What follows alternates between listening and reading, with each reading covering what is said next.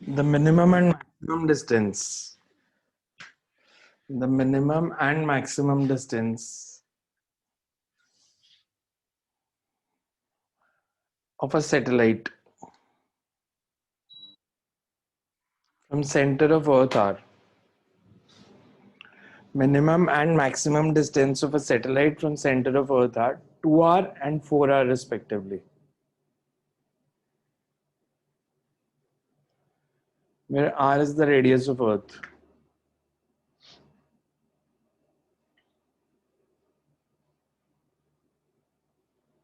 If capital M denotes the mass of Earth,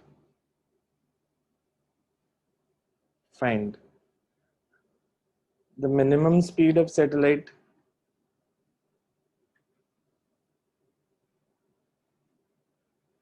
the maximum speed of satellite,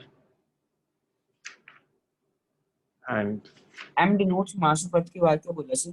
find minimum speed of satellite, maximum speed of satellite, and radius of curvature at a point of minimum distance. Radius of curvature at point of minimum distance.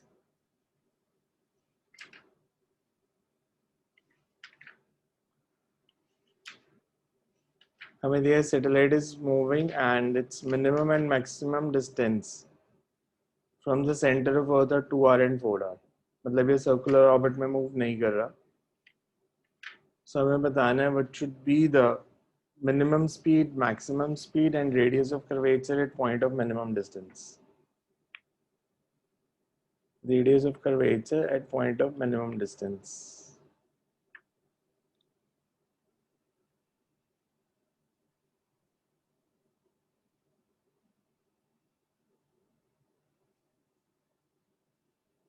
कैसे करें इसको solve?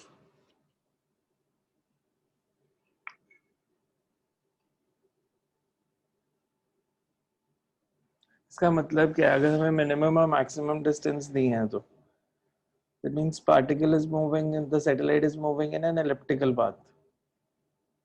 तो जब अर्थ के सबसे पास आता है तो उसका डिस्टेंस 2r है, जब अर्थ से दूर जाता है तो maximum distance is 4r. You have to find जब सबसे पास है तो उसकी स्पीड कितनी है और जब दूर है तो स्पीड कितनी है.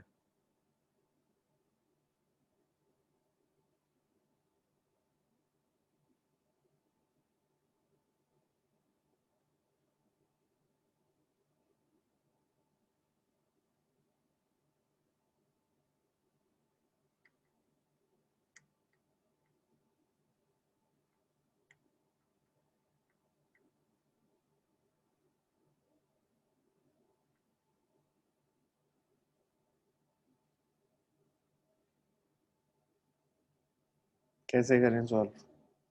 पहले कंसेप्ट लिखो. As minimum and maximum distance of satellite are given. As minimum and maximum distance of satellite are given, this implies that satellite is moving in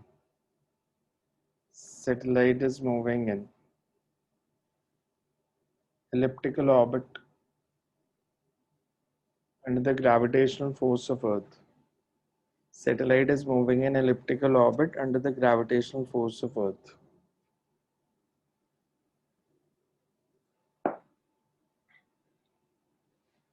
When it is closest to the Earth, the speed is maximum, and when it is farthest from the Earth, speed is minimum. And when it is farthest from the Earth, its speed is minimum.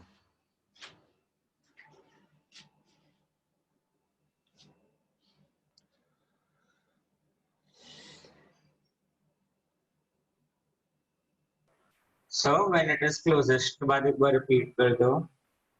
When it is closest to the Earth, its speed is maximum, and when it is farthest from the Earth, its speed is minimum.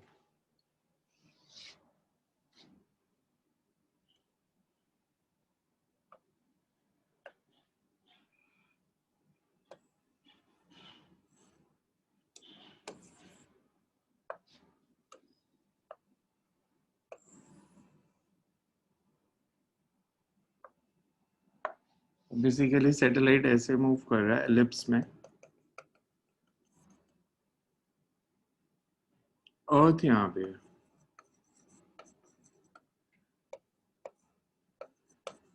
जब ये closest है तो इसका centre of earth से distance 2 आ रहा है, जब ये फारदेस्ट है तो 4 आ रहा है।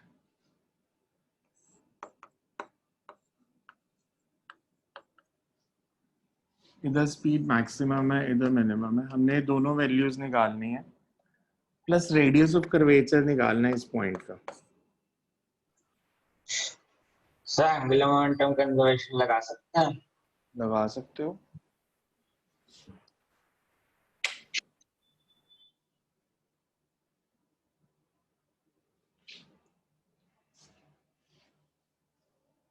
करो सॉल्व इसको।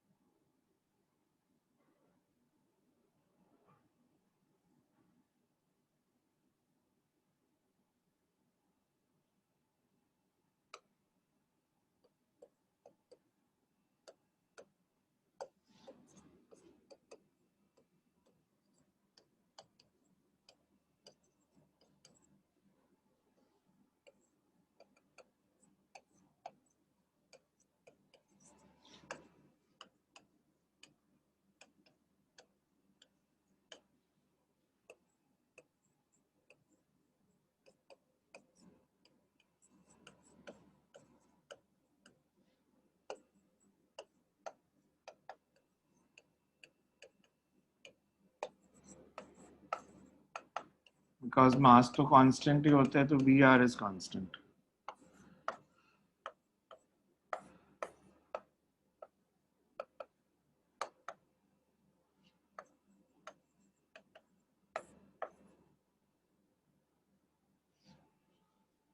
We can say that. एक स्टेप और लिख लो बीच में।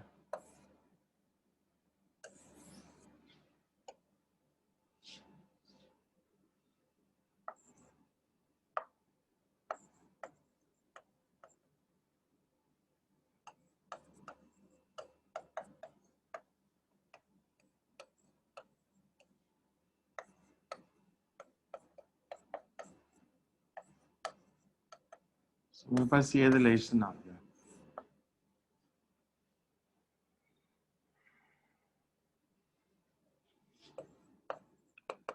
अब एनर्जी कंजर्व कर दो दोनों पॉइंट्स पे। अगर हम एनर्जी कंजर्व करेंगे तो half m v max square, जब डिस्टेंस v max है तो potential energies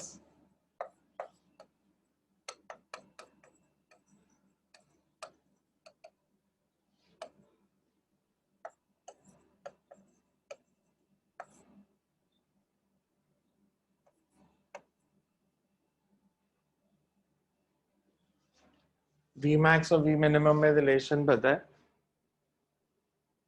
so you have to find the answer। v max और v minimum निकालो पहले।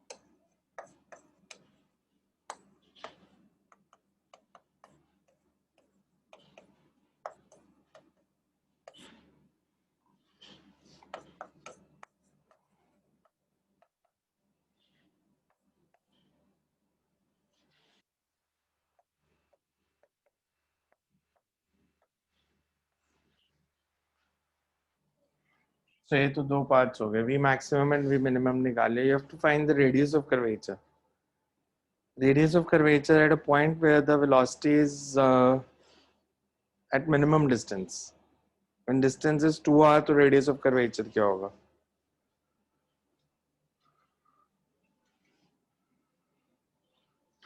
कैसे निकालेंगे?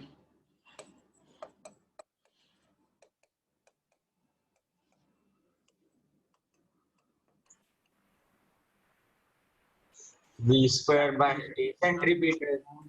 Provides centripetal force.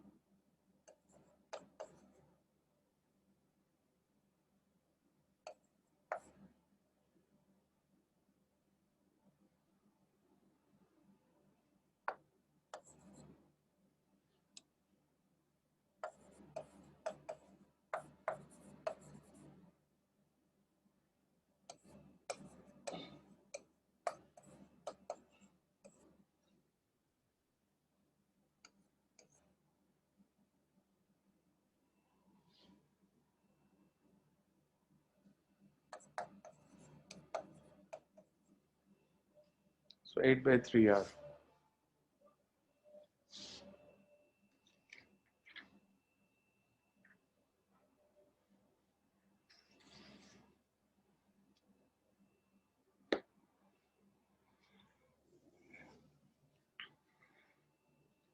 So पहले कंजर्वेशन ऑफ एंगुलर मोमेंटम से दोनों पॉइंट्स पे वेलोसिटीज में रिलेशन निकाला, फिर कंजर्वेशन ऑफ एनर्जी अप्लाई किया तो वेलोसिटीज निकाली, और उसके बाद radius of curvature is gravitational force provides the centripetal force.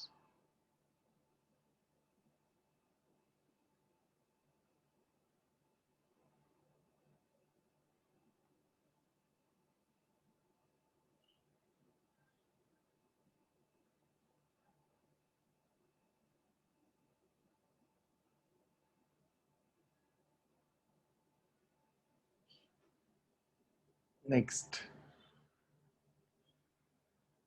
a solid sphere of mass capital M and radius capital R is surrounded by a shell of same mass M and radius 2r.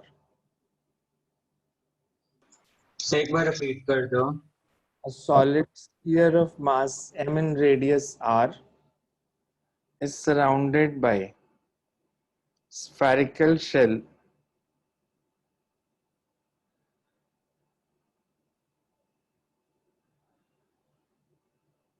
of same mass and radius 2r. A small particle of mass small m is released from height h above the shell, and there is a hole in the shell. Is released From height h above the shell, and there is hole in the shell.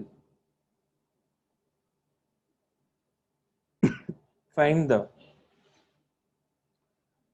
time taken by the particle just to enter the hole at point A. Diagram दिया है साथ में. Just to enter the hole at point A, B part is time taken by the particle to move from A to B, time taken by the particle to move from A to B,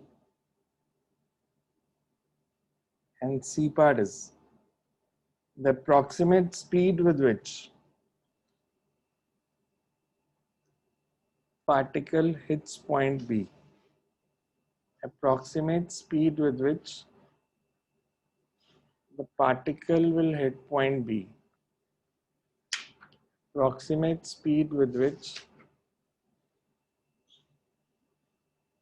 the particle will hit point B. हमें ऐसे दिया है.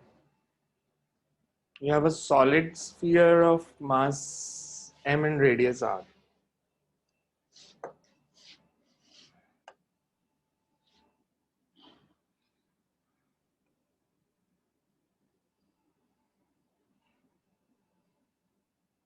Surrounded by a shell of same mass but double the radius.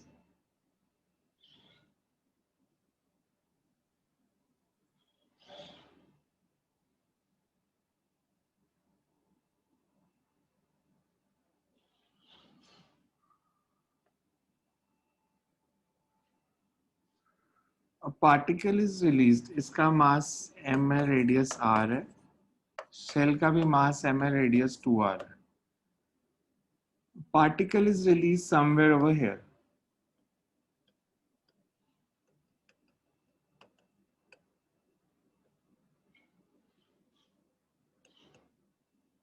This is point A. यहाँ पे हमें क्या है कि एक होल है.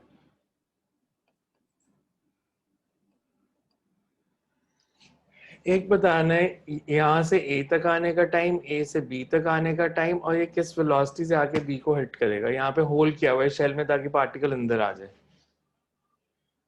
हमने बताना है time taken to move from point of release to point A. So point of release को अगर मैं O कहता हूँ, you have to find time taken to move from O to A to B, and the speed with which, approximate speed with which it hits point B. Question समझ आ गया ना?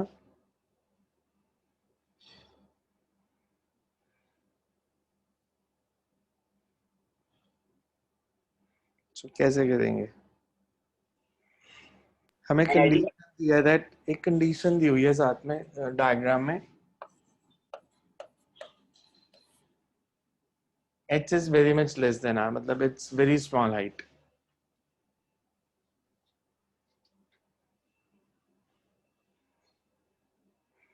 Diagram ने हमें H को show किया है, but diagram में साथ में लिखा है, वो शो करने के लिए सिर्फ H को ज्यादा दिखाया, बट हमें गिवन है H is very small.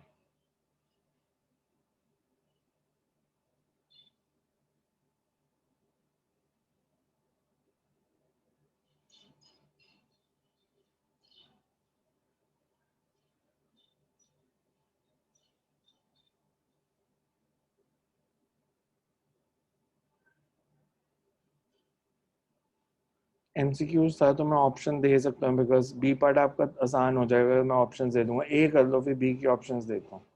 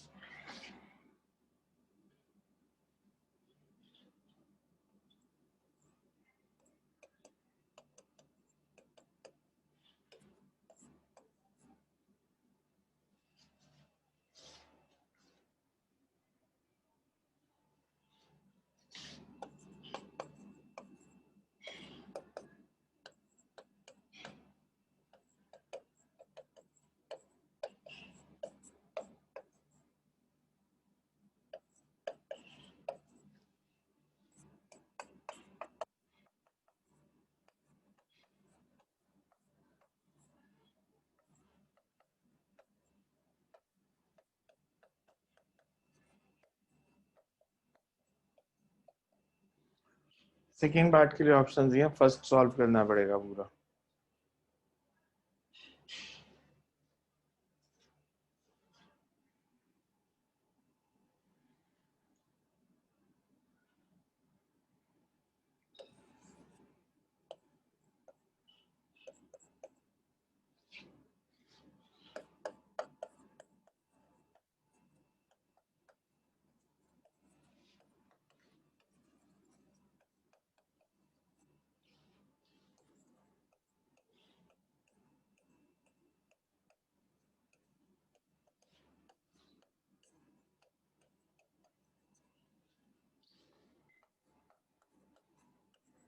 Because हमें h को बहुत स्मॉल दिया है, तो आप मान सकते हो कि o से a तक acceleration due to gravity constant रहेगी, और acceleration due to gravity sphere और शेल के कारण।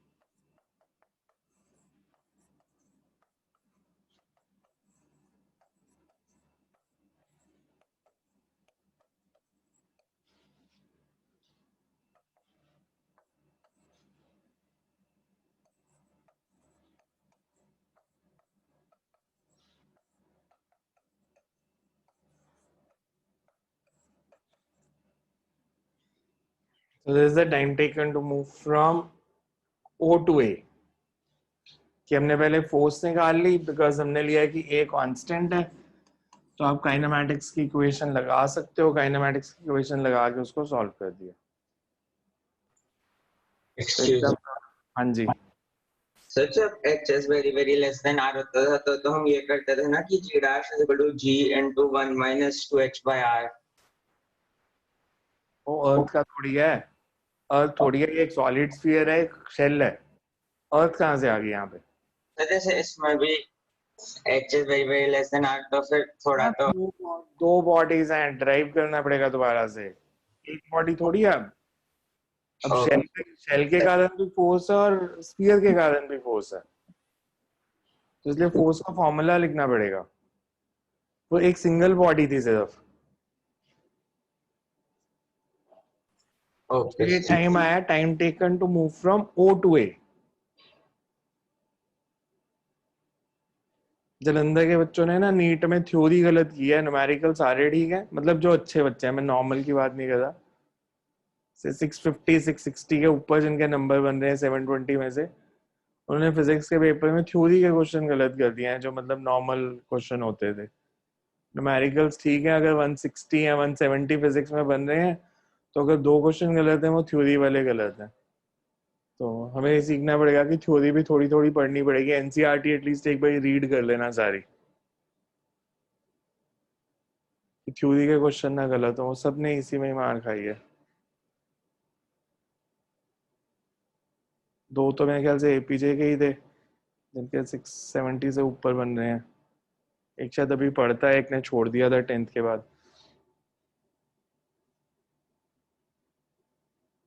कैसे करोगे इसको सॉल्व? सेकेंड पार्ट कैसे करें हमें, बिकॉज सेकेंड पार्ट में टाइम निकाला नहीं है, ग्रेटर देन लेस देन की टर्म्स में दिया था। सो ए से बी का टाइम ग्रेटर देन और लेस देन और इक्वल टू, मतलब rather than finding the exact value, ये आंसर नहीं है कि यहाँ तो r square by root g m h के इक्वल है, या उससे ज्यादा है, या उससे कम है। इसका मतलब ज्यादा होगा, बिकॉज वो नहीं चाहते कि आप इसको पूरा सॉल्व करो, क्योंकि एमसीक्यूज में है, तो उनका पर्पस है कि आपको सॉल्व करना आता हो, रादर देन आप इसको सॉल्व करो। बेसिकली अगर मैं इस डायग्राम को देखूं, ए से बी तक डिस्टेंस कितना ट्रैवल करना है? और आर। अच्छा, ए पे स्पीड कितनी है? अभी हमने निकाली है, ए पे, सॉरी ए पे निकाली नहीं, स्पीड के निकाली है, निकाल सकते हो। ए पे हम स्पीड निकाल सकते हैं because v is equal you plus A T. हमने इस पॉइंट से यहां तक का टाइम निकाल लिया, तो हम यहाँ पे स्पीड भी निकाल सकते हैं। स्पीड कितनी होगी अगर मैं आपसे पूछूं speed at A?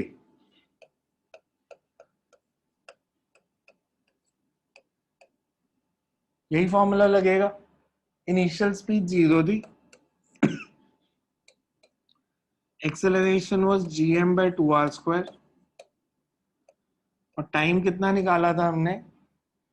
2r √ 2r√, क्या था पूरा formula? h/gm। h/g। So this comes out to be 2 cancel, एक r cancel, root gmh/r। ये स्पीड आ गई ए पे। मैंने ए पे स्पीड निकाल ली। अब जब बॉडी ए से बी जाएगी तो स्पीड बढ़ेगी या कम होगी?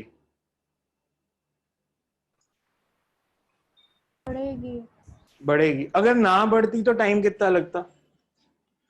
अगर मैं मानूं कि स्पीड कांस्टेंट है तो ए से बी जाने का टाइम कितना लगता? Distance upon speed. तो मेरा टाइम लगता, डिस्टेंस ओवर स्पीड की अगर आप वैल्यू पुट कर दोगे तो फिर आपका टाइम लगना था r²/√gmh। अब जब स्पीड बढ़ रही है तो इससे ज्यादा लगेगा या इससे कम? कम। वो आंसर था। तो इसलिए उन्होंने ऐसे आंसर दिए थे।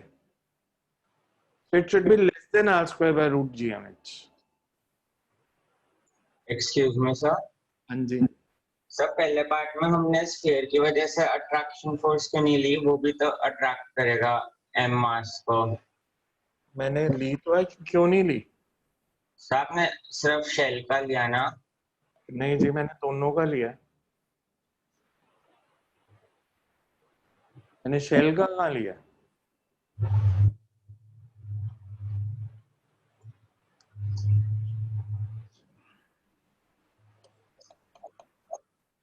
दोनों का मिला के मास कितना है?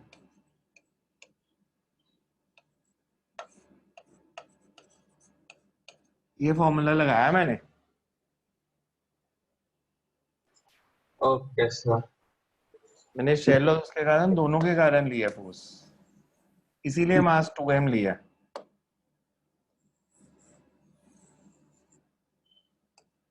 ठीक है, ये समझ आया कि लेस देन क्यों लेना है?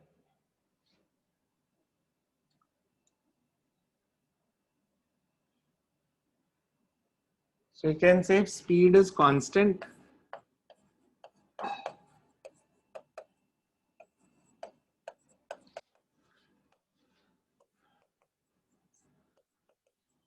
time taken should be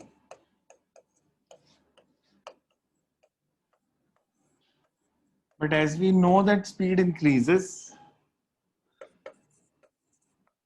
but as speed increases from A to B,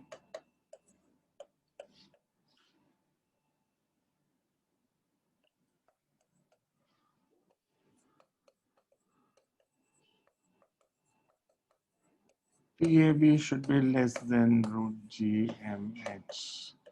अब बताना है किस वेलोसिटी से हिट किया। हमने ए पे स्पीड निकाल ली,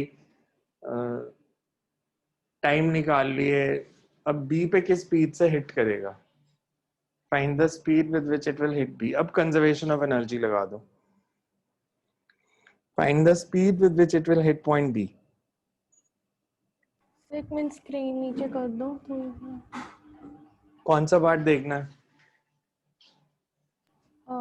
टाइम वाला बी पार्ट।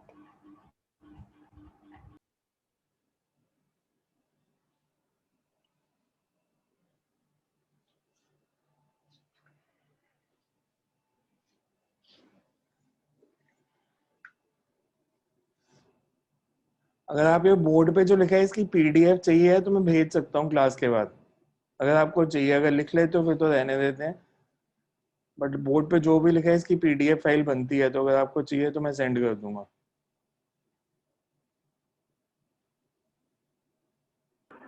एक बार सेंड कर दिया करो, अगर थोड़ा रहता तो फिर नोट हो जाता है, वरना फिर लेक्चर दोबारा लगाना पड़ता है। पीडीएफ फाइल बनती है इस सारे की, तो बिकॉज 12th क्लास वो कंपटीशन बैच में लेती है पीडीएफ फाइल, कहते हैं नहीं तो लिखने में टाइम लग जाता है, समझा नहीं जाता।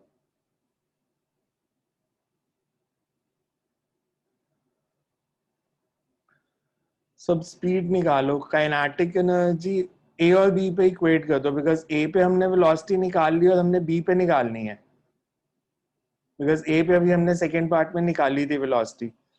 तो kinetic energy plus potential energy at A is equal to kinetic energy plus potential energy at B.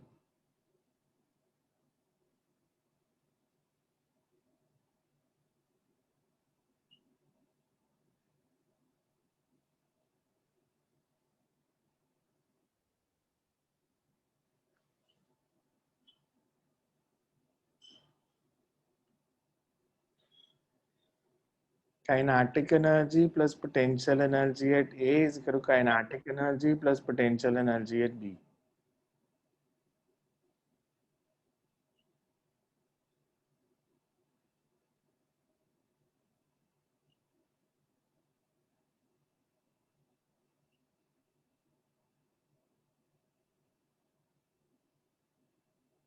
So find the speed at B.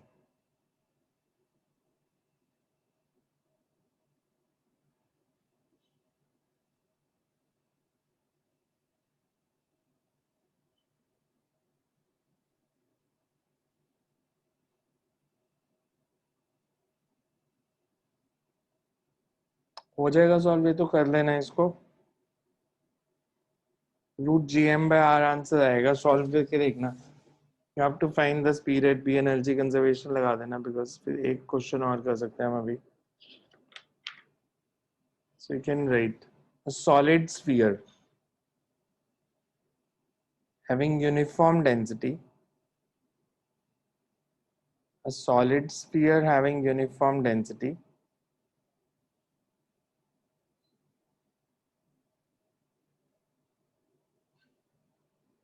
and radius r.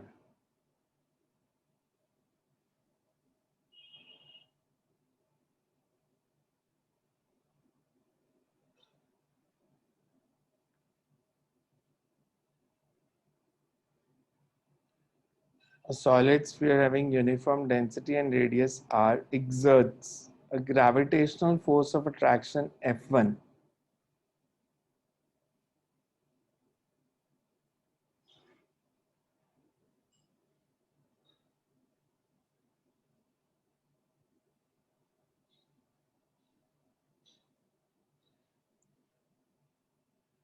on a particle placed at P.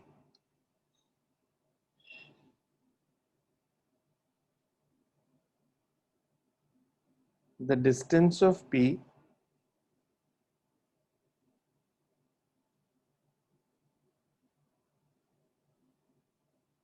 from the center of sphere is 2r.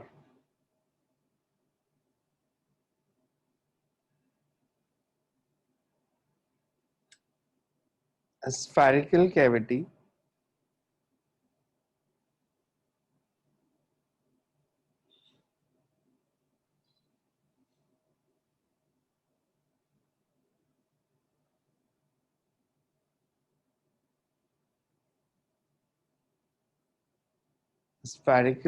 of radius r by 2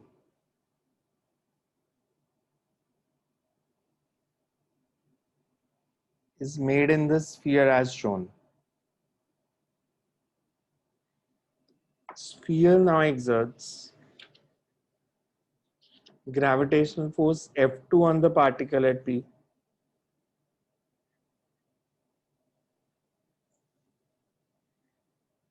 Find तो last line repeat कर दो. the sphere now exerts gravitational force F2 on the particle at P. Find F1 by F2. Find F1 by F2.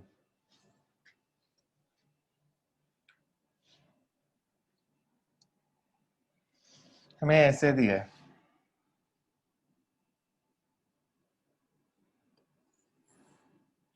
ये एक solid sphere है, uniform density है और इसका radius r है.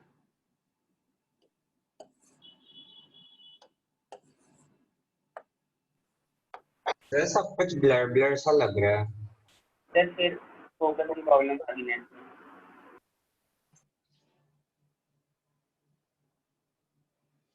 बाद में देख, तो पहले क्वेश्चन समझ लो, इतना नहीं है, आपने ही सॉल्व करना है, मैंने कराना भी नहीं है।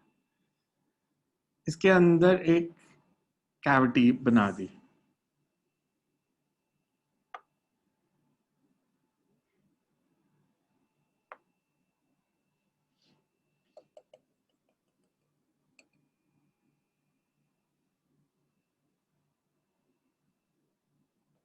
एक पार्टिकल है जो पॉइंट पी पे है,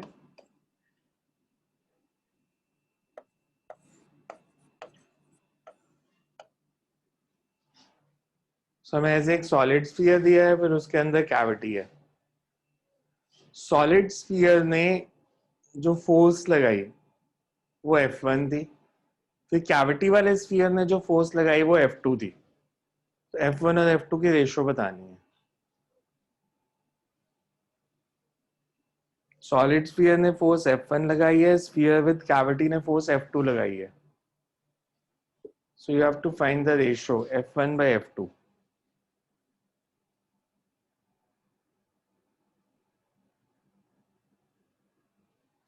अगर मैं पहले बिना कैविटी की बात करूं,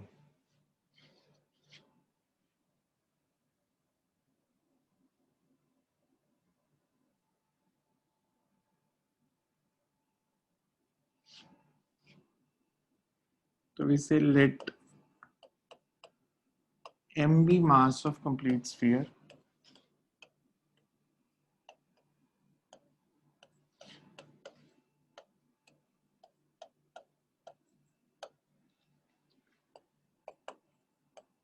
force it can exert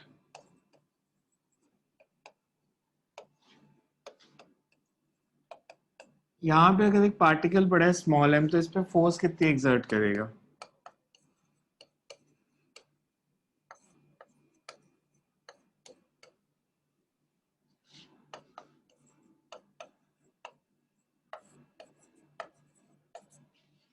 ये F1 है। जो हमने कैविटी बनाई है, कैविटी का मास कितना है जो रिमूव की? Mass of sphere which is removed.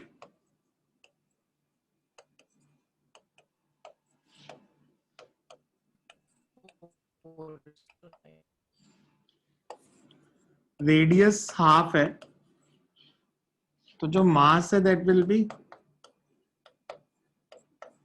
M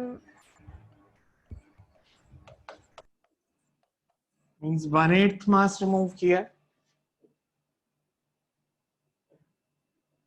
1/8 he remove हुआ ना, रेडियस हाफ हुआ तो,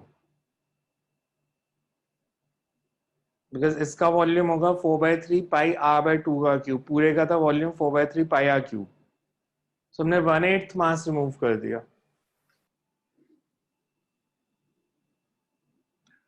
अच्छा, अब ऐसे देखो, मान लो ये कैविटी वाला जो पार्ट था,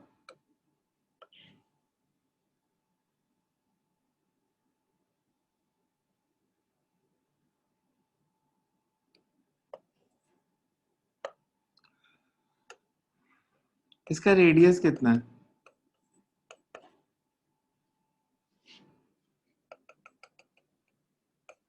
ये पॉइंट P था। पॉइंट P का सेंटर ऑफ स्फीयर से डिस्टेंस 2r है। मैं अगर इस स्फीयर की बात करूं जो रिमूव किया है, ये वाला स्फीयर इस मास पे कितनी फोर्स लगाएगा? जो रिमूव्ड पार्ट है वो कितनी फोर्स लगाएगा?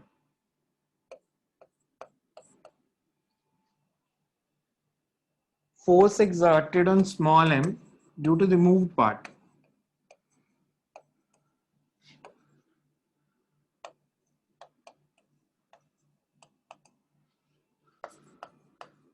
रिमूव्ड पार्ट के सेंटर में और मास में डिस्टेंस कितना है?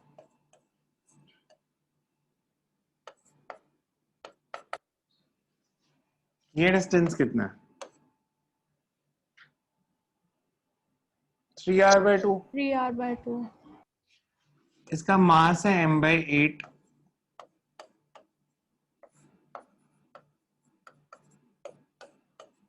तो फोर्स लगाएगा g m/8 into m/3r/2 का स्क्वायर।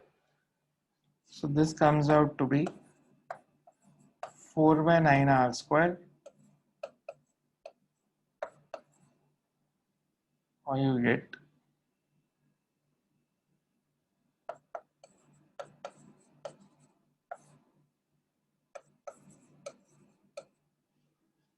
इसने जो फोर्स लगाई दैट इज GMM/18r²।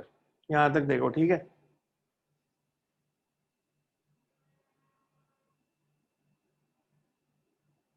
अब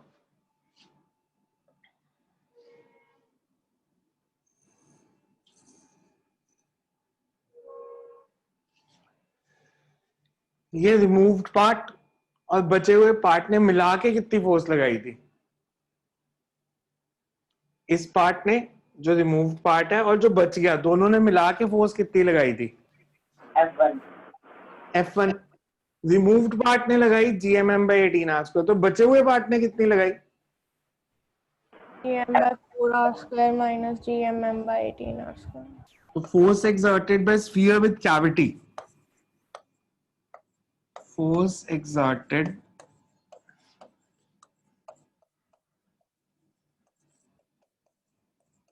कैविटी वाला स्फीयर मतलब जो बचा हुआ पार्ट है, उसने फोर्स लगाई है F2, and F2 is F1 minus F dash.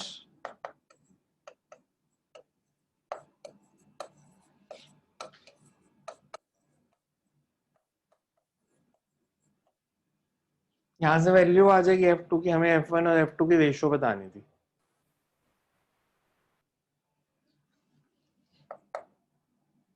This is 14 GMM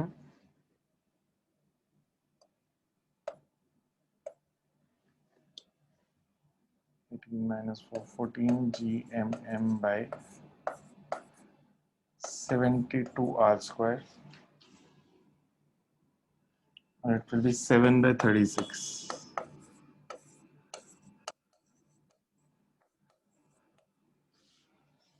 F1 by F2.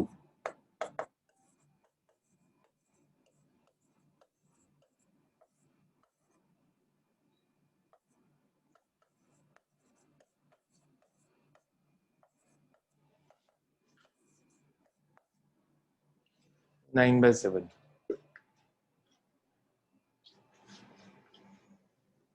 समझ में आया सारा कैसे किया? तो कैविटी प्रॉब्लम कभी भी आएगी, यही मेथड यूज होगा कि आप पूरे के कारण फोर्स निकालोगे,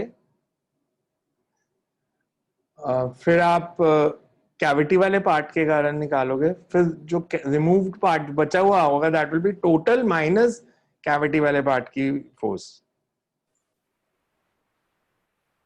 एक्सक्यूज मी सर। हाँ जी सर, जैसे अगर ये कैविटी पॉइंट P वहीं पे रखें, लेकिन कैविटी जैसे लोअर वाले पोर्शन में से रिमूव करें, तो फिर फोर्स की डायरेक्शन अलग हो जाएगी। फिर हम simply vector subtraction, okay sir. Direction same थी ना, तो हमने सिंपल सब्ट्रैक्ट कर दिया।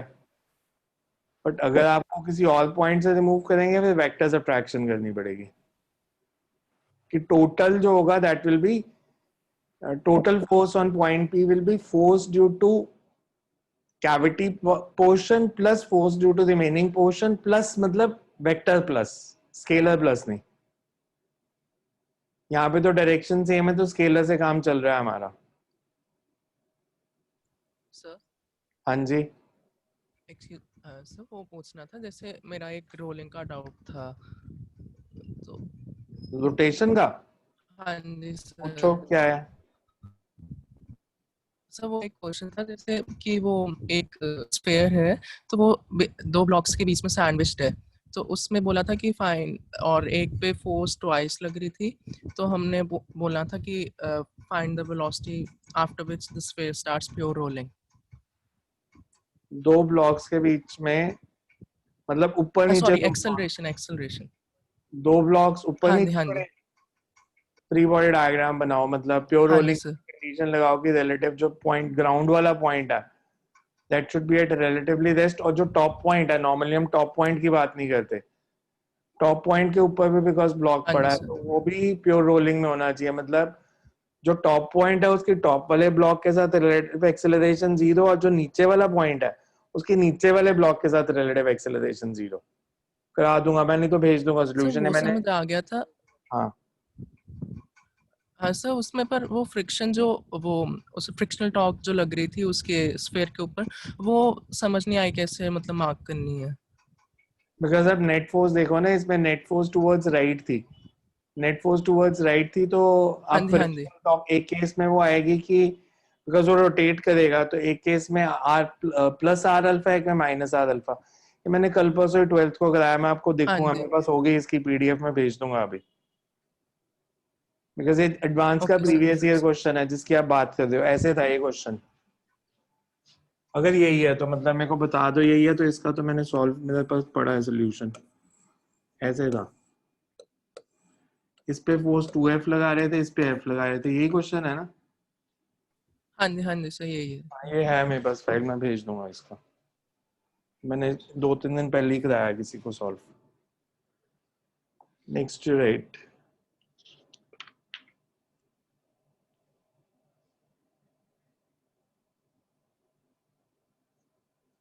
पहले इसमें कैप्लर्स लॉ भी होता था, तो अगर आपके पास ग्रेविटेशन की पुरानी बुक है, पुरानी मतलब इस साल भी लिया तो सिलेबस मिड में चेंज हुआ है, तो कैप्लर्स लॉज के क्वेश्चन छोड़ सकते हो आप, because Kepler's laws of planetary motion पूरा रिमूव कर दिया। So you can write radius of Earth is r, acceleration due to gravity is small g.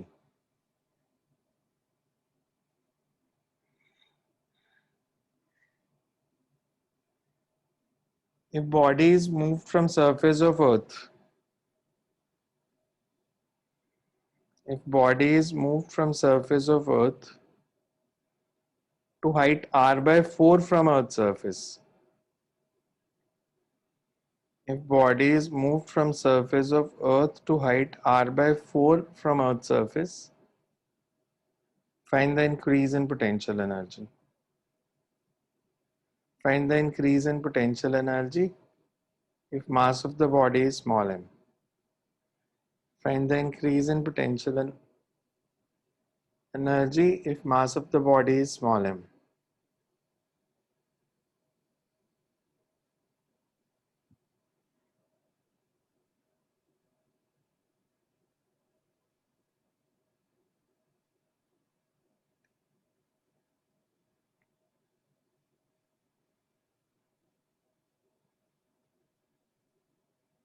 If mass of the body is small m.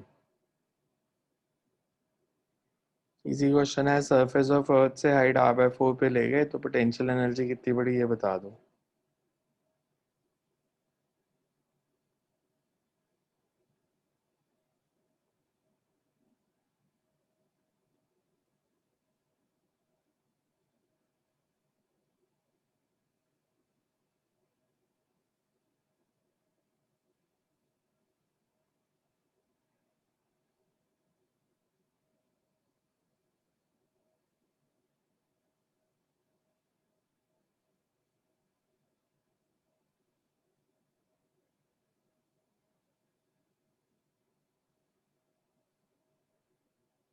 क्या है answer?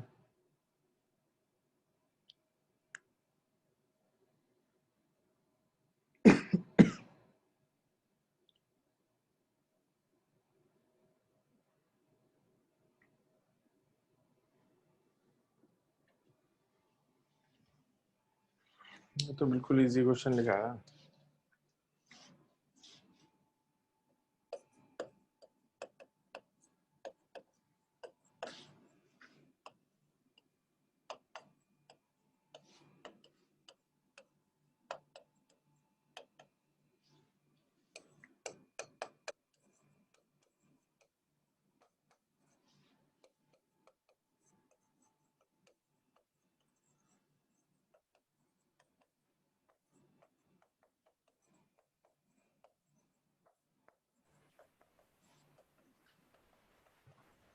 Capital G, capital M, m/5r।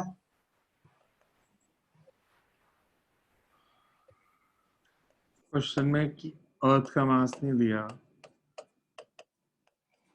हमेशा answer को ठीक form में ले आओ, answer ठीक है पर उसको ठीक फॉर्म में लेके आओ, वो वेरिएबल नहीं यूज होंगे जो गिवन नहीं है।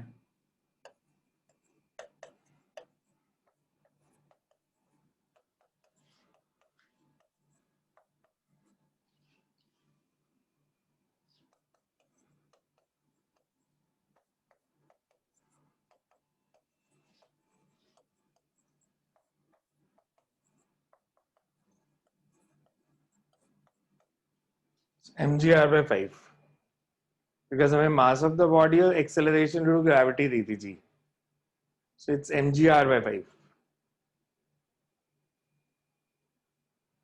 आंसर ये ठीक है बट उसको फॉर्म चेंज करनी पड़ेगी. Okay sir.